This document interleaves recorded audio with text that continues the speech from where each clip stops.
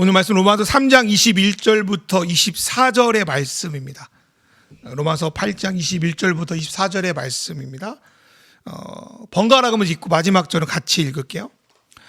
이제는 율법에 하나님의 한 의가 나타났으니 율법과 선지자들에게 증거를 받은 것이라.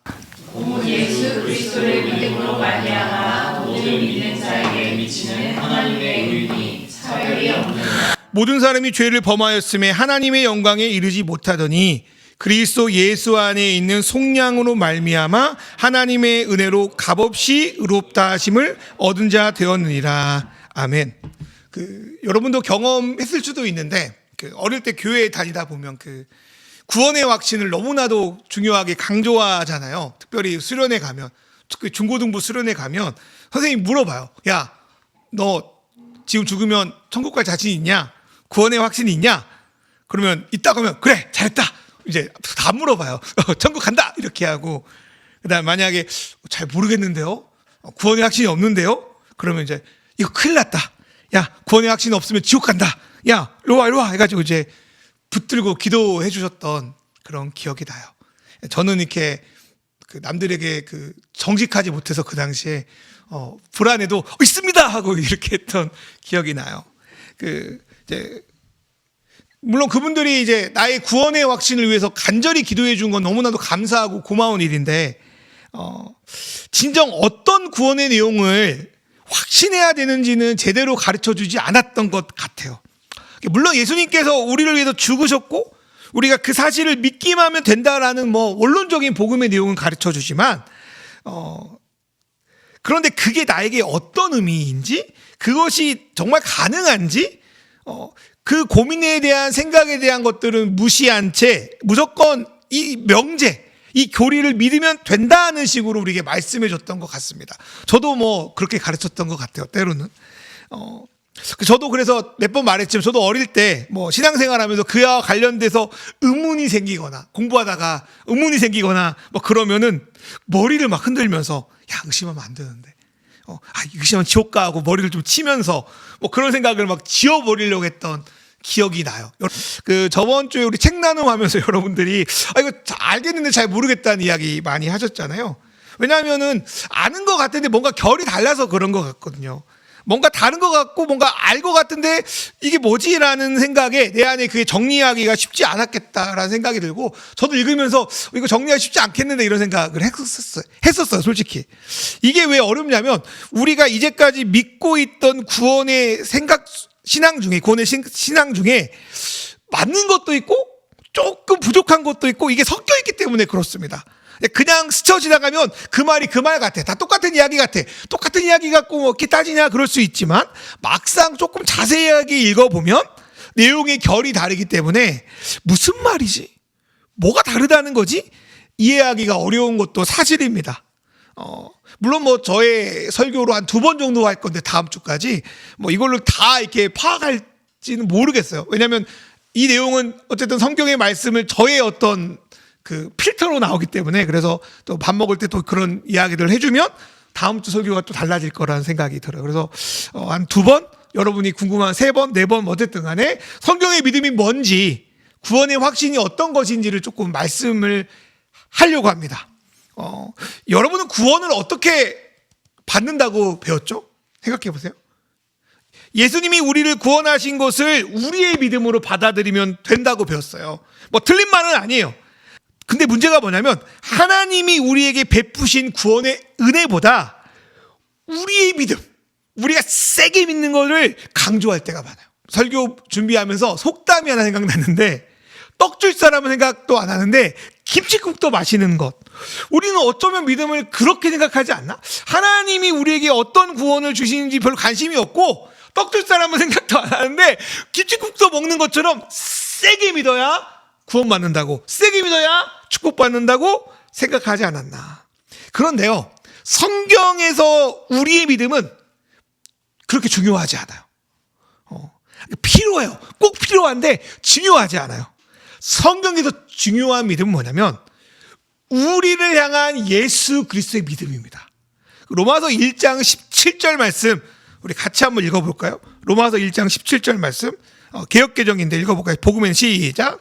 복음에는 자기가 나타나서 믿음으로 믿음에 이르게 하나니 기록된 바 오직 의인은 믿음으로 말미암아 살리라 함과 같으리라. 여기서 말씀하고 있는 특별히 믿음에서 믿음으로라는 그 구절에 나오는 믿음은 누구의 믿음을 말하냐? 우리는 이 말씀을 볼 때 여기에 나오는 믿음이 우리가 가진 확실한 믿음.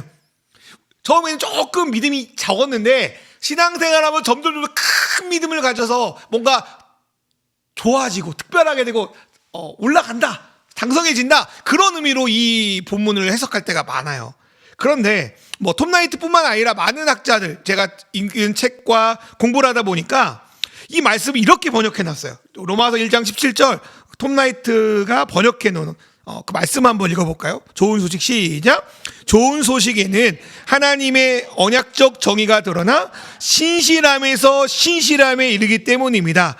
이는 성경에서 의인은 믿음으로 말미암아 살 것이다 라고 말한 대로입니다.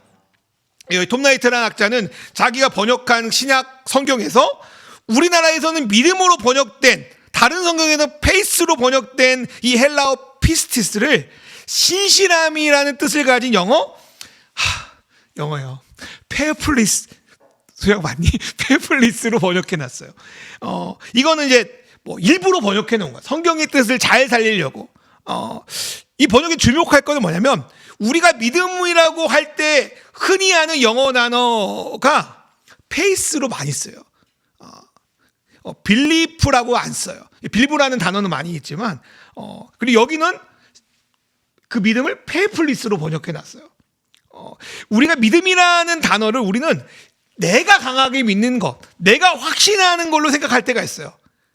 그렇게 여기서 믿음은 상대가 안 중요해요. 내가 중요해. 그러니까 상대가 결혼할 생각도 안 하는데 내가 너를 찍었어. 나는 너랑 결혼할 거야. 막 그래서 쫓아가는 거야. 뭐 그래서 통하는 사람도 있죠. 그래서 내가 이렇게 결혼할 줄 믿었기 때문에 저 사람과 결혼했다. 하나님 감사합니다. 여러분, 그 믿음은요, 우리 신앙의 전반 가운데 이런 믿음이 좋은 믿음이라는 생각이 깔려 있어요. 근데 이런 내가 믿는 믿음은 빌리브에 가깝대요. 빌리프. 페이스가 아니래. 그거 뒤에 또 이야기할게요. 근데 여기서 말하는 믿음은 우리가 가지는 믿음의 확신이 아니에요. 먼저는 우리를 향한 예수 그리스도의 믿음이에요. 그러니까 우리를 예수님이 믿는 거예요. 이거 이상하죠. 이 번역 이상하잖아요. 이렇게 말하면 이상하잖아요. 그래서 왜 이상하냐면, 우리는 믿음의 대상이 아닌데 어떻게 예수님이 우리를 믿을 수 있냐? 예수님의 믿음이 이런 거야. 부모가 자녀를 믿는 거예요. 스승이 제자를 믿는 거예요. 목사가 성도를 품는 믿음과 비슷해요. 지금은 약하고 어리고 부족하고 성장이 느린 것 같은데 저 안에 하나님 주신 가능성을 보고 자라날 거야. 성장할 거야. 좋아질 거야. 그 믿음으로 끝까지 아이를 돌보고 양육하고 기다려주는 거예요. 그 믿음이 그냥 될 거야 하고 아무것도 안 하는 게 아니잖아요. 저희 아들이 뭐 이렇게 부족하면 그래 하나님께서 인도하실 거야 하고 끝까지 교육하고 지도하고 돌보는 거잖아요. 이게 예수님의 믿음이라는 거예요. 그래서 톰나이트는 그 믿음을, 여기서 나온 믿음을 의도적으로 성실하심, 영어로 페이플리스라고 번역하고 있는 거예요. 이번 주 여러분 제가 보내주는 그 유튜브 라디오는 아닌데 로마서 잘 듣고 계신지는 모르겠어요. 안 물어볼 건데 오늘 이 로마서 3장의 말씀을 묵상했는데 로마서 3장 22절의 말씀을 한번 읽어볼까요? 로마서 3장 22절 말씀 시작. 곧 예수 그리스도를 믿음으로 말미암아 모든 믿는 자에게 미치는 하나님의 의인이 차별이 없느니라.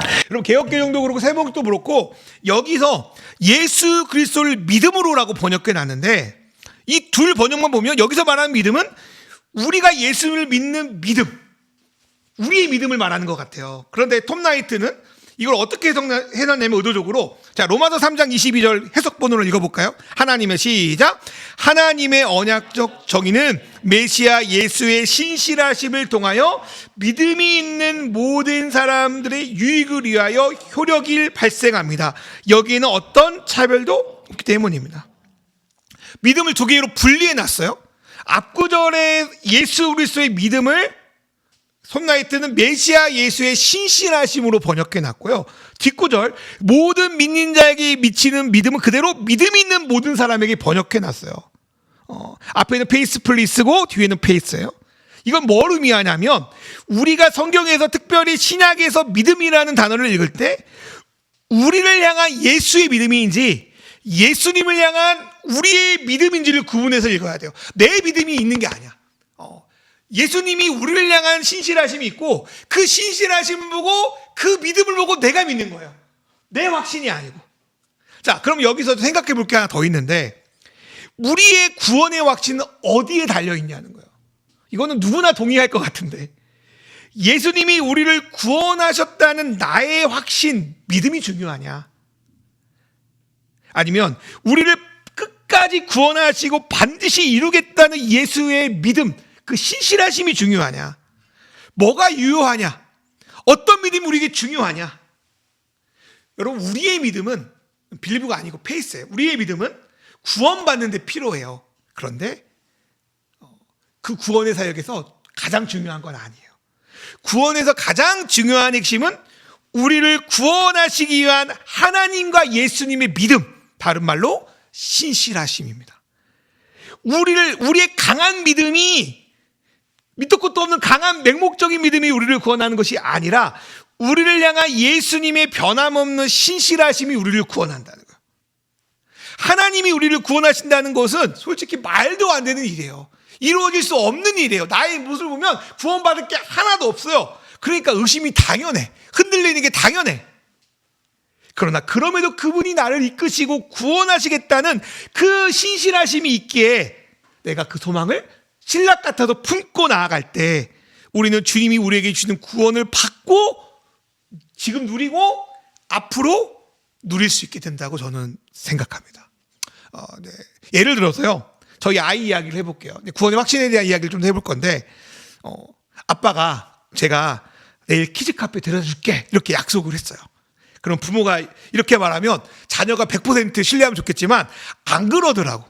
우리 키즈카페 가는 거야? 안 가는 거야? 어떻게 하지? 막 계속 그래요. 가냐고 몇 번 저한테 물어봐요. 예를 들어서 그 다음날 비가 오거나 뭐 아침에 뭐 엄마가 말한 그 숙제를 좀 이렇게 덜 해놓거나 그러면 우리 키즈카페 못 가는 거야? 막 그래요. 아니, 야, 아니야. 우리 키즈카페 갈 거야. 속으로 내가 그렇게 신뢰를 못 줬나? 이런 생각이 가끔씩 이제 안 될 때가 있으니까 뭐 갑자기 상황이 생겨서. 그런데 여기서 제가 우리 아이에게 너는 아빠가 키즈카페 간다고 분명히 이야기했는데 믿지 않았어. 너는 믿지 않았기 때문에 오늘 키즈카페 못 가. 그렇게 말하는 게 맞나요? 뭐 그럴 수도 있겠지만 그렇게 말하는 게 맞나요? 그렇지 않죠. 오히려 아빠가 어제 약속한 거에 대한 확신을 심어주죠. 야, 아빠가 어제 간다고 했잖아. 저번에 아빠가 간다고 약속해서 갔잖아. 아빠를 믿어. 갈 거야. 그러면 이 친구가 100% 확신을 안 해도 그냥 미적미적 하면서 따라갈 거 아니에요. 아빠 문 밖에 손잡고 가면 키즈카페 가는 거야, 안 가는 거야? 가는 거예요. 여러분, 그렇게 확신을 줄 때 아이는 불안할 수도 있고 미심쩍을 수 있고 해도 아빠랑 손잡고 대문을 나가면 키즈카페 가는 거예요.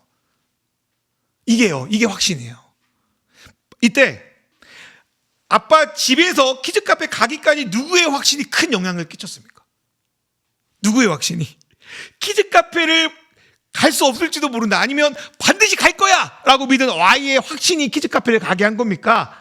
아니면 어떻게든 아이를 그 약속대로 키즈카페 데리고 가서 놀게 하겠다는 아빠의 헌신, 아빠의 확신이 그 가는 데 영향을 미쳤습니까? 물론 두 가지가 어느 정도 작용했다고 볼 수 있지만 중요한 거는 어떻게든 키즈카페를 가겠다는 아빠의 확신은 아니에요. 돈도 아빠가 내잖아. 차도 아빠가 태워주고. 반대로 아이가 나는 반드시 내일 키즈카페 갈 거야. 갈 줄로 믿어. 그렇게 될 거야. 100% 확신했어요. 정말로 가능해. 세게 믿었어. 근데 아빠는 아무런 약속도 하지 않았어. 그러면 그 확신은 소용 있습니까? 아빠가 간다고 안 했는데, 엄마가 간다고 안 했는데 지가 100% 확신한다고 그게 가는 거냐고. 안 가는 거잖아.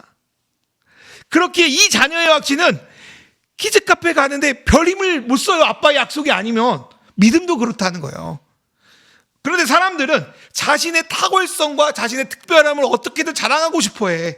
그래서 자기의 확신, 자신의 믿음이 구원에 별 영향을 끼치지 않음에도 불구하고 어떻게든 자랑하려고 안달이 난 분들이 많아요. 그래서 마치 자신의 믿음을 마치 율법의 행위처럼 자랑하고 그렇지 못한 사람을 믿음 없고 무시하거나 비방하는 거예요. 여러분, 이러한 이들의 행위는 우리에게 구원을 주신 하나님의 의도와 정면으로 배치되는 반대의 행위입니다. 율법의 행위를 가지고 자랑하지 말라고 믿음의 법을 주셨는데 그 믿음으로 자랑하는 것은 또 다른 율법을 만드는 것이에요. 어쩌면 이러한 모습은 하나님의 구원을 자신만에게 유리하도록 어쩌면 극단적으로 말하면 우상으로 바꾸는 행위일지도 몰라요. 사랑하는 우리 가족 여러분, 우리가 구원받았다는 걸 강하게 믿는 행위가 우리를 구원하는 게 아니에요. 또한 하나님의 말씀과 하나님의 뜻과 관계없는 우리의 강한 확신이 우리를 구원으로 데려다 주지 않아요. 키즈카페로 데려다 주지 않아요. 우리의 구원은 예수님이 우리를 위해서 신실하게 행하신 일, 우리를 향한 예수님의 믿음에 달려 있어요. 그래서 로마서 3장 28절에 뭐라고 말하냐면, 그러므로 사람이 의롭다 하심을 얻은 것은 율법의 행위에 있지 않고 믿음으로 되는 줄 우리가 인정하노라. 물론 하나님의 뜻과 우리의 뜻이 일치할 때가 있어요. 그러면 우리의 믿음과 예수님의 믿음이 별로 구분되지 않아요.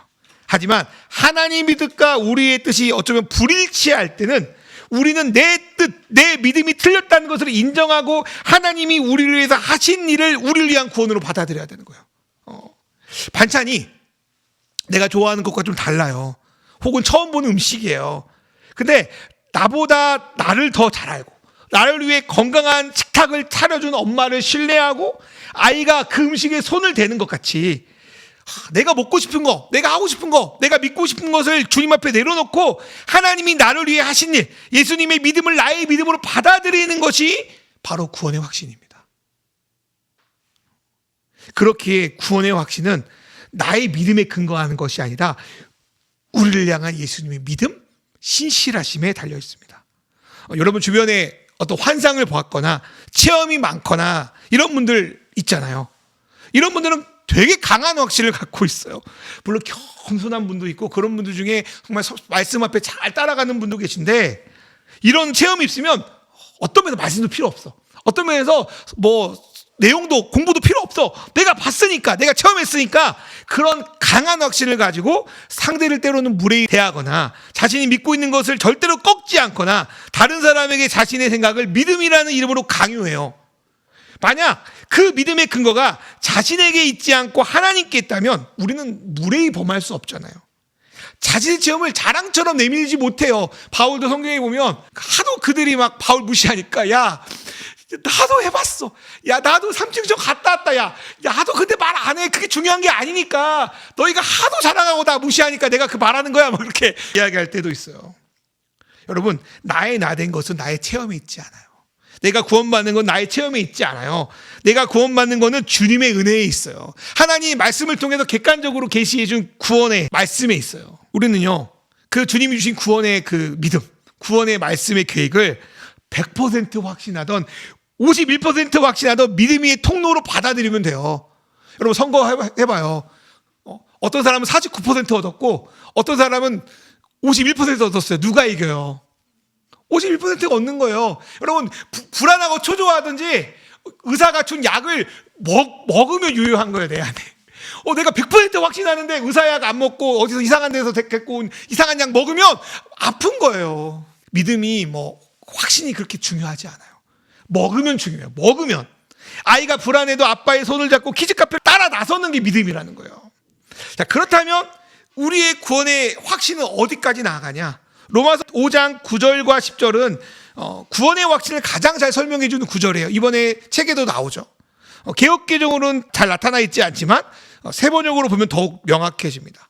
로마서 5장 9절 말씀 우리 한번 읽어볼까요? 그러므로 시작. 그러므로 지금 우리가 그리스도의 피로 의롭게 되었으니 그리스도로 말미암아 하나님의 진노에서 구원을 얻으리라는 것은 더욱 확실합니다. 9절에 보니까 지금 우리가 그리스도의 피로 의롭게 되었어. 지금 우리가 의롭게 되었어. 그렇다면 앞으로 이루어질 하나님의 진노의 심판에서 우리가 구원을 받을 거는 더욱 확실하다 이거예요. 이미 미래의 구원, 미래의 심판의 구원받는 건 이루어지지 않지만 지금 예수님이 나를 그리스도의 피로 의롭게 되었다면 나중에 있을 세상의 끝날에 있을 심판이 있을 그 자리에서도 나를 구원할 것은 더욱 확실하다. 그리스도 피로 우리가 의롭게 된 거는 이미 이루어진 과거의 일이에요. 이것은 확신의 문제가 아니라 2000년 십자가에서 이미 일어난 과거의 사건이에요. 그리고 지금 우리는 그 의로움을 누리고 있어요.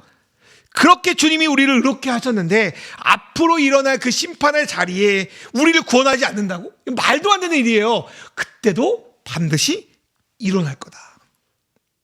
과거의 경험, 지금의 경험을 미루어와서 미래를 내다보는 거예요. 자, 로마서 5장 10절 말씀 볼까요? 이 말씀 역시 구절과 비슷한 구조로 되어 있는데요. 한번 읽어볼게요. 우리가 시작. 우리가 하나님의 원수일 때에도 하나님의 아들의 죽으심으로 말미암아 하나님과 화해하게 되었다면 화해한 우리가 하나님의 생명으로 구원을 얻으리라는 것은 더욱더 확실한 일입니다. 예수님이 오셔서 우리의 죄를 대속하지 않았다면 우리는 계속 하나님과 원수된 관계로 살았겠죠. 그런데 하나님의 아들의 죽으심은 우리와 하나님을 화목하게 하고 우리가 서로가 화목하게 됐어요. 그런데 하나님이 기껏 그 아들의 생명을 버리면서까지 우리랑 화해시켰는데 나중에 우리를 버리신다는 것은 있을 수 없는 일인 거예요. 그렇기에 우리가 앞으로 하나님의 생명으로 구원에 이를 것은 더욱더 확신한 일이라고 바울 사도는 우리에게 가르쳐주고 있습니다. 과거에 주님이 우리를 의롭게 하시고 하나님과의 관계를 회복시킨 것은 예수님을 통해 이미 이루어진 일입니다. 하지만 하나님의 심판의 자리에서 우리를 구원하시고 아들의 생명으로 우리를 완성케 하시는 것은 앞으로 다가올 미래의 일이에요. 그런데 많은 경우 우리의 신앙은 과거에만 머물러 있어요. 과거의 확신에만 머물러 있는 신앙은 내가 언제 예수 믿었는지, 언제 그분을 영접했는지만 관심이 많아요. 내가 예수님께 거듭났지, 그러고 나서 냉동인간처럼 그 순간 그 자리에 머물러 있어요. 미래의 일도 하나님 알아서 하겠지 하며 실제로 관심 없어요. 천국도 극락, 유토피아, 어쩌면 인간의 욕망이 극대화되는 곳으로 생각하고 성경에서 뭐가 천국이고 뭐가 하나님 나라라고 증언하는지 관심 없어요. 여러분 그러지 않아요? 저 예전에 어떤 장로님하고 이야기하면 우리 때는 기도를 세게 했어. 이 말을 내가 1년에 10번 이상 들었던 거야. 우리 때는 언제는 지금 별로 관심 없어. 과거에 그랬다는 거에만 관심이 엄청 많아요. 그 앞으로 하나님 어떻게 이루어가고 이 땅을 어떻게 생각하시고 지금 어떻게 하나님이 이끄실 거에 대한 별로 관심이 없어요. 여러분 기독교인이 왜 예수를 믿으면서 이 땅 가운데 영향력을 발휘하지 못하냐? 제가 이번에 묵상한 거는 과거의 신앙에만. 우리 이단이 그러잖아. 몇 월 며칠에만 머물러 있잖아요. 언제 구원받았냐? 끝이야. 그 다음에 없어. 그럼 지금 너 구원을 누리고 있어? 지금 구원을 받은 삶으로 어떤 삶이 바뀌고 있니? 어떻게 회복되고 있어? 앞으로 하나님 어떤 일을 벌이고 네가 그 미래의 천국의 일에 하나님 나라 일에 너는 어떤 목표와 비전이 있어? 없어요. 과거에만 있는 거예요. 냉동인간처럼. 이러한 신앙은 코스 요리로 생각돼요. 여러분 코스 요리 먹어봤죠? 네, 한국 사람 코스 요리 안 좋아하잖아. 한번 쫙 먹고 싶잖아.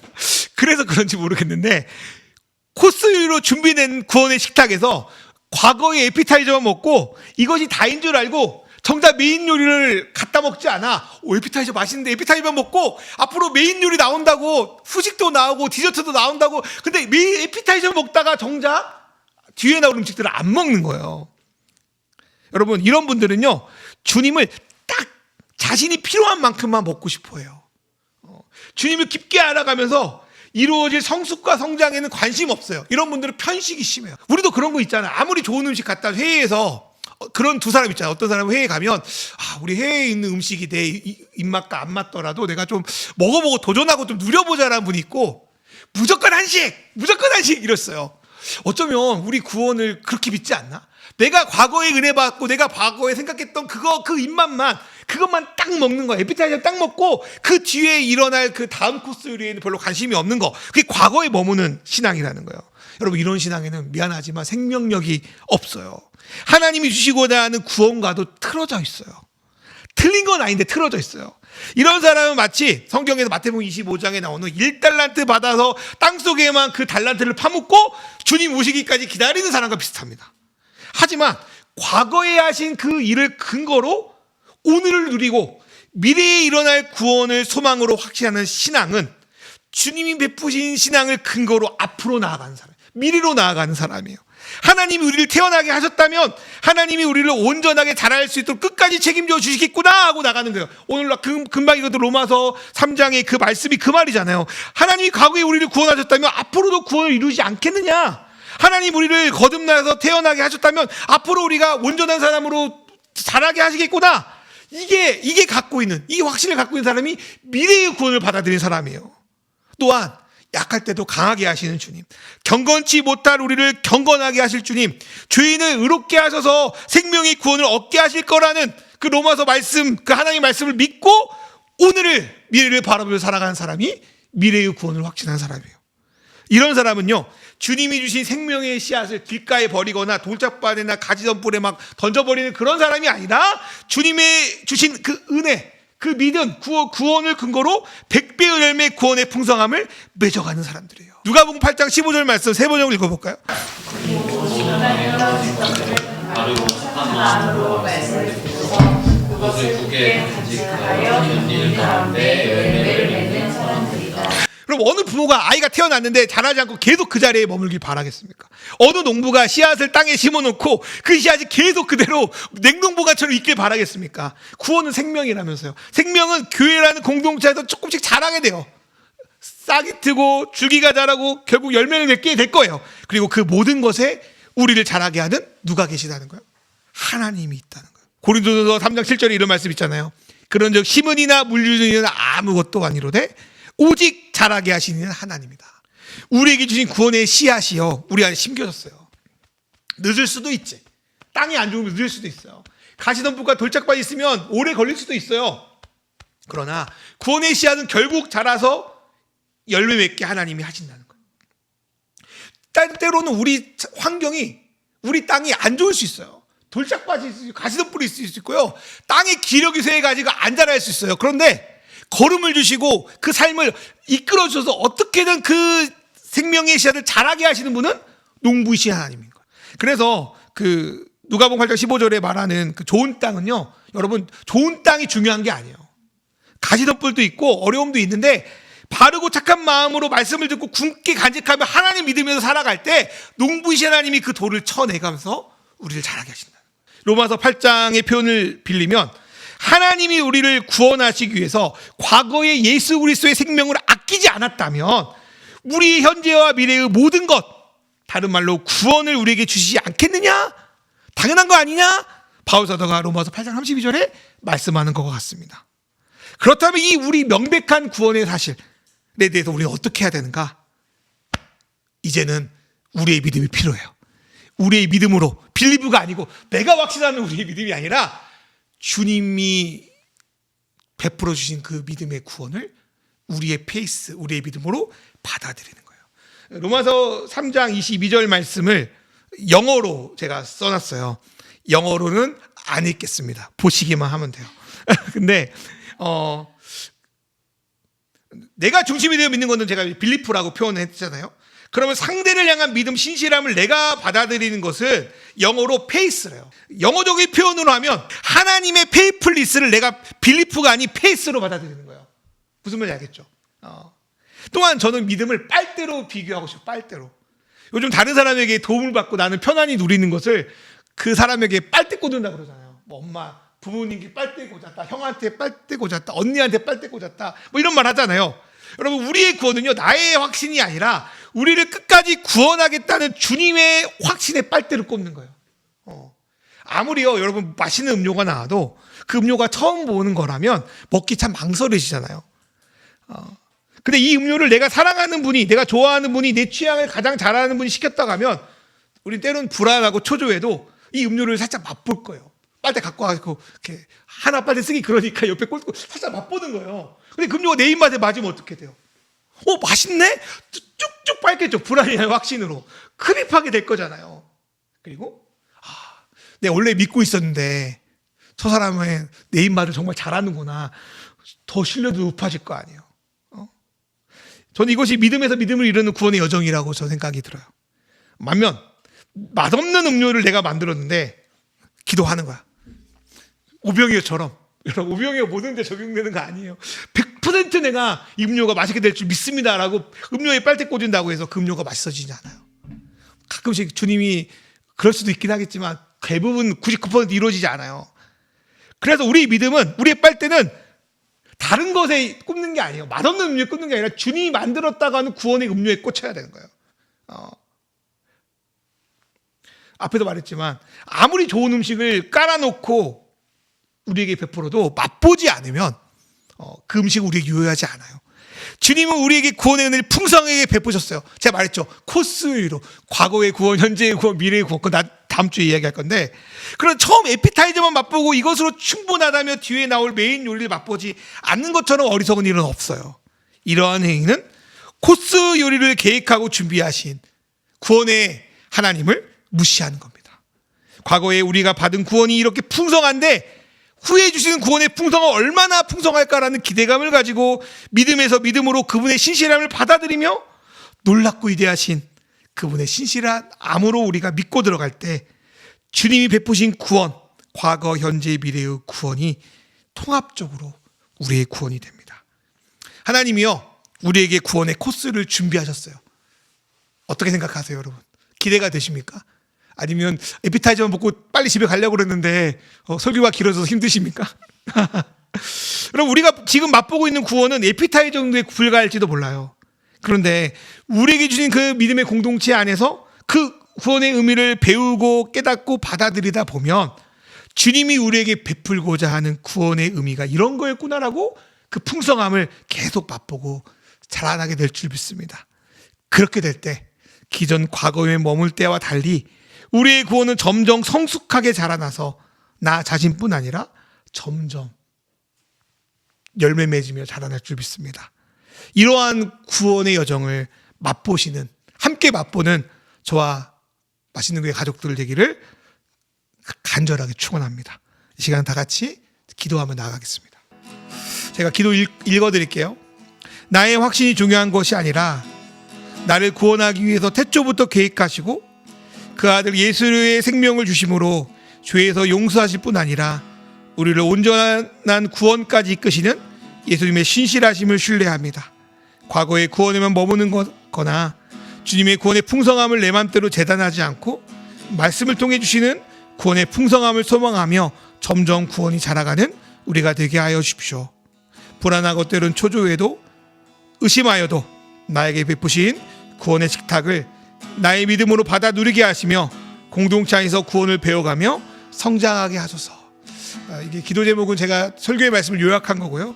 이 시간 우리 잠깐 묵상한 다음에 준비가 되신 순서대로 삶으로 말씀이 있기 자유롭게 작성하면 좋겠습니다.